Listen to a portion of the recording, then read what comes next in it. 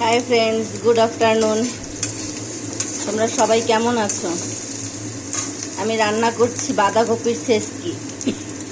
তেলের মধ্যে সর্ষে ফোড়ন দিয়েছি, কাঁচা লঙ্কা দিয়েছি চিড়ে 2-3টে, আলু ভেজেছি। এর মধ্যে বাঁধাকপিটা দিয়ে দেবো। আগে আমি গরম জলে এটা ভাপিয়ে নিয়েছি। বাঁধাকপিটা এর মধ্যে দিয়ে দেবো। নুন, হলুদ, মিষ্টি সব দিয়ে দিয়েছি। এখন এটা এরকম তেলের মধ্যে নাড়িয়ে চাড়িয়ে একটু ঢেকে দেবো। 10 মিনিট পর নামিয়ে দেবো।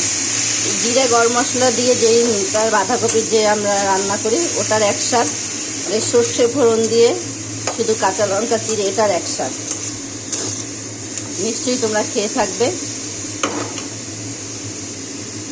ভালো আছো সবাই আশা করি। আর আমার বাড়িতে আজকে রান্না হচ্ছে এই বাঁধাকপির ছেচকি আর হলো চিংড়ি মাছ দিয়ে পটল দিয়ে ভাপা।